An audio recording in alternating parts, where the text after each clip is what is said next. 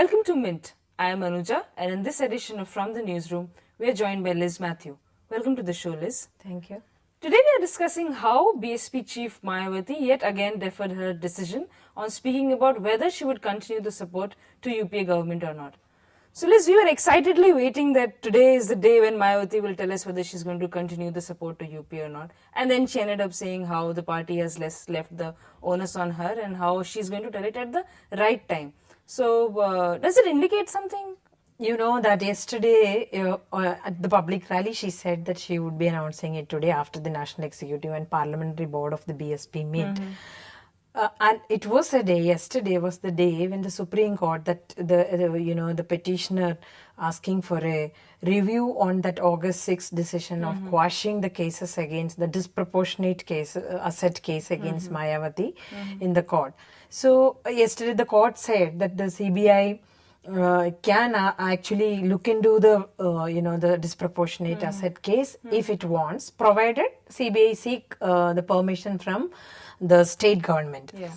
So that was such a that was a setback for Mayawati, because when it was the case was quashed, if you remember, the Supreme Court had that time kind of censured the CBI, saying that who asked you to look into this case? We never asked you to look into the disproportionate. It's not a fit case and all. Yes, disproportionate asset case.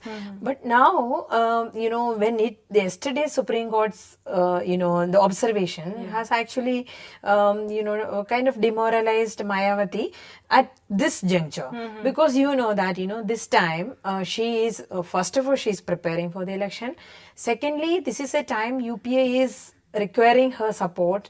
It's like it has to get its support in the wake of Trinamool Congress's exit from the UPA. So Mayawati had that bargaining point. When with this case, if we cannot imply, I'm not implying that the CBI, but if you are going by, and if you're going by the past incidents, and if we are going by the opposition's criticism that the CBI is used for ensuring a stability for the UPA government, she lost a bargaining point. The UPA, it's like now level playing ground for both. What is also interesting is, do you see Behenji's image changing? Suddenly she was smiling today, and at the end she says, I'll take your questions, you join us for lunch and all those things. Is it the need of the hour? She's no longer the chief minister. She has to increase the accessibility. Yeah, obviously Mayawati is one of the most inaccessible, political leader for Indian journalists. Yeah. And those who were following Mayawati know that it's very difficult. First of all, in that party, it's like one personality-centered party where there's nobody else to talk, and Mayawati doesn't want anybody else to talk on behalf of the party. Whoever used to speak were like out of her, that coterie or out of her, favorites list. So this time, you may also have noticed that Mayawati, this is the first time in the last 7-8 months she has come out. Yesterday was the first public rally where after that she is like she came up like a very pleasant and very friendly and a very friendly person. Like you said, she started taking questions, and she said you join us for lunch. As far as I remember, I never heard Mayawati asking journalists to join us for lunch.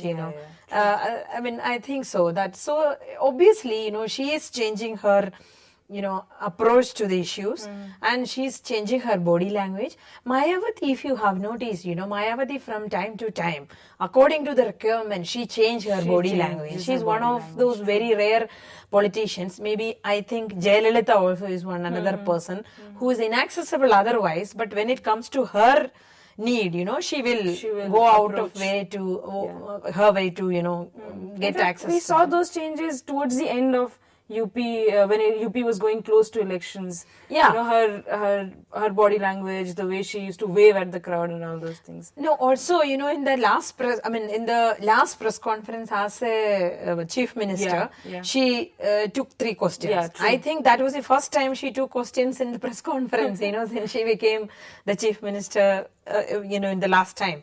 So, so it was very clear that she is changing, and obviously the party has given that clarion call for election preparation for election.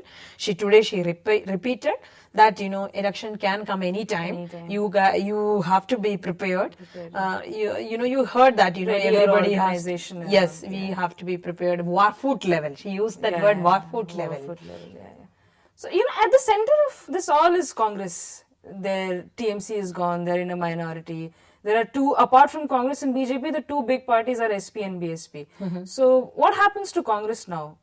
What is your calculation of BSP's move, and finally, how does it affect Congress? As far as I know, Congress people are saying that, you know, Mayawati was very keen to even join the government because, you know, it will keep the SP away from the center, which will anyway will be very damaging for the SP, because without the center support at this juncture, SP cannot do much, you know, cannot materialize materialize its promises in the state.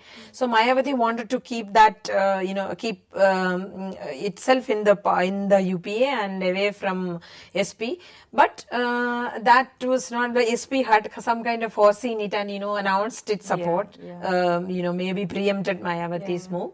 At the same time, you know, Mayawati on this issue of FDI, Mayawati is little confused whether SP has already announced its objection or opposition to the FDI in multi-brand retail.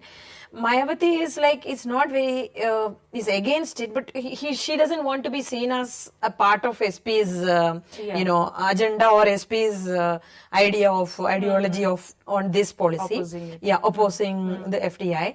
But she's, at the same time, she's confused whether this will be, you know, acceptable to her own allies, I mean, her own voters. So she's like keeping that, window open and say that, okay, I think it will be like, you know, it will be a quid pro quo, or he's waiting for their Congress's move, you know, to what exactly they are offering, or what they exactly the bargaining for her party and for herself. So what we see here is a lot of intelligent politics going on between Mayawati, Mulayam Singh Yadav and Congress in between all this. It will be interesting to see what is the final decision that the BSP chief actually takes on continuing support to the UPA government. Meanwhile, thank you, Liz, for joining us. Thank you. And this is from today's edition of From the Newsroom. Stay tuned and keep watching.